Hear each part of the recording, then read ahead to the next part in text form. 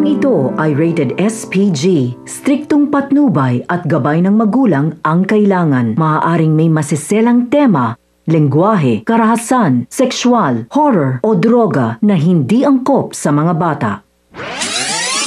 Mga kapamilya, ang mga dapat nating abangan sa FPJ's Batang Quiapo.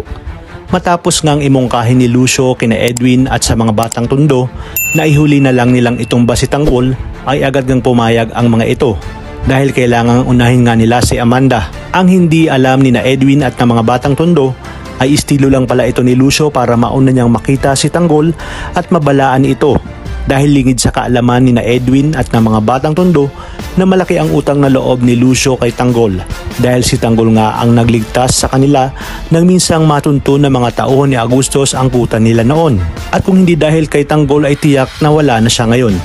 Kaya naman sa oras na makita niya si Tanggol ay agad niyang babalaan na target siya ng Red Phoenix dahil nakita umano ni Roy na si Tanggol ang tumambang sa kanila. Dahilan kaya't nalagay sa peligro ang buhay ng mga ito. Dagdag pa ni Lucio na kabilang na siya sa miyembro ng Red Phoenix kasama sina Edwin at ng mga batang tondo. At kaya niya umano ito ginawa dahil malaki ang utang na loob niya kay Tanggol. Sa kabilang banda, ipapakita na nga ni Ramon ang kanyang galit sa mga Red Phoenix dahil sa pagtatraidor ng mga ito at bigla ang pagsalakay sa isa sa kanyang mga bodega.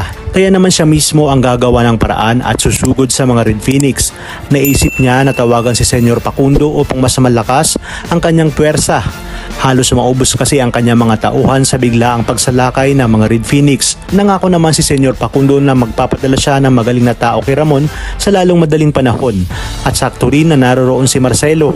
Kaya naman minadali ni Senyor si Marcelo na papuntahin na ang taong tinutukoy nito na magaling at panalo.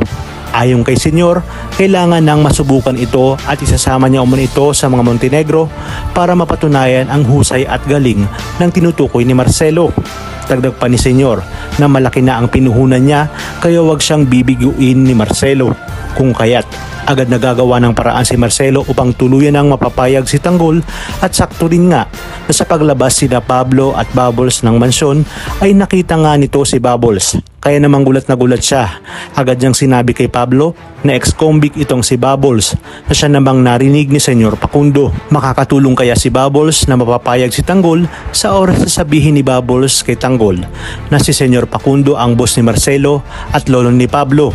Kaya naman, poprotektahan ni Tanggol si Bubbles lalo na pag nalaman ni Tanggol na naroon din pala ang kanyang lola Tinding. Talagang kapanapanabik ang mga susunod na tagpo sa teleseryeng ito. Kaya naman sabi-sabi natin itong pakaabangan. At kung bago ka pa lamang sa aking channel, ay sana huwag kalimutang mag-like at subscribe. Pindutin ang notification bell para updated kayo palagi. Maraming salamat sa inyong panonood at hanggang sa muli, kapamilya.